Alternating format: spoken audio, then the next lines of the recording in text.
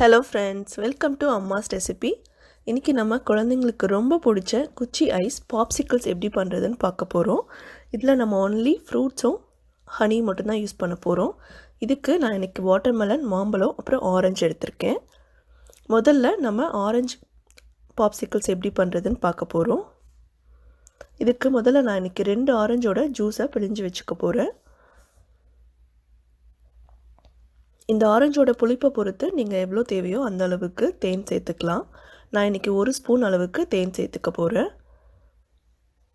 இதை நல்லா மிக்ஸ் பண்ணி எடுத்து வச்சுக்கலாம்.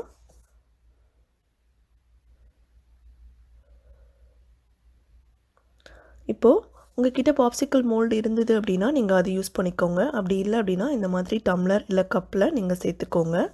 கொஞ்சமாக வாட்டர்மெலன் சேர்த்துட்டு ஒரு 1/4 கப் அளவுக்கு வாட்டர்மெலன் சேர்த்துட்டு அதுக்கப்புறம் மீதி இருக்கிற ப்ளேஸில் நம்ம ஆரஞ்சு ஜூஸ் ஊற்றிக்கலாம். உங்களுக்கு கொஞ்சமாக வேணும் அப்படின்னா நீங்கள் பாதி கிளாஸ் மட்டும் நிரப்புனா போதும்.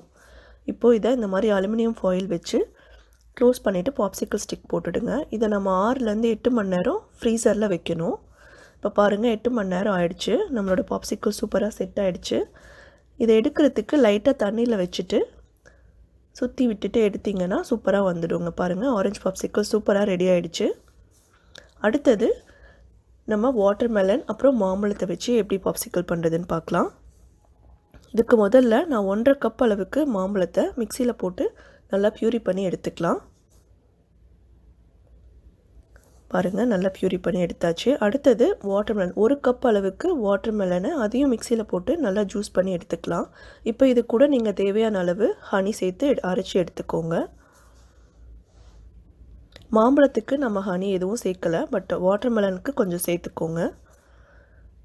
இப்போது மறுபடியும் நம்ம மோல்டில் போட்டுக்கலாம். பாதி அளவு மாம்பழமும் பாதி அளவு வாட்டர்மெலனும் சேர்த்துக்கலாம்.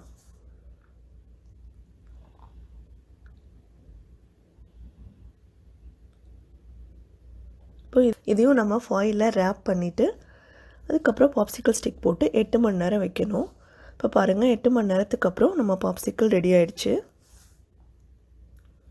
இப்போ இது மாதிரி தண்ணியில் லைட்டாக வச்சுட்டு எடுத்து பார்த்திங்கன்னா சூப்பரான மாம்பழ பாப்சிக்கல் ரெடி ஆகிடுச்சு. அடுத்தது நம்ம பார்க்க போகிறது தேங்காய் பால் வித் மாம்பழம். இப்போது இதுக்கு நான் 1 கப் அளவுக்கு தேங்காய் பால் எடுத்திருக்கேன். நல்லா திக்கான தேங்காய் பாலாக எடுத்துக்கோங்க. அது கூட தேவையான அளவு தேன் சேர்த்து நல்லா மிக்ஸ் பண்ணிக்கோங்க. இப்போது ஒரு 1/2 கப் அளவுக்கு மாம்பழம் எடுத்திருக்கேன், மாம்பழத்துண்டு. இதில் மோல்டில் உங்களுக்கு தேவையான அளவு மாம்பழ துண்டுகளை சேர்த்துட்டு நம்ம இந்த தேங்காய் பாலை அதில் சேர்த்துக்கலாம். அவ்வளோதான், ரெடி ஆகிடுச்சு. இதையும் ஃபாயில் பண்ணிவிட்டு ஃபாயிலில் போட்டு கவர் பண்ணிவிட்டு நீங்கள் பாப்சிக்கல் ஸ்டிக் போட்டு ஃப்ரீசரில் 8 மணி நேரத்துக்கு வச்சுடுங்க. இப்போ பாருங்கள் நம்மளோட தேங்காய் பால் பாப்சிக்கல்ஸும் ரெடி ஆகிடுச்சு.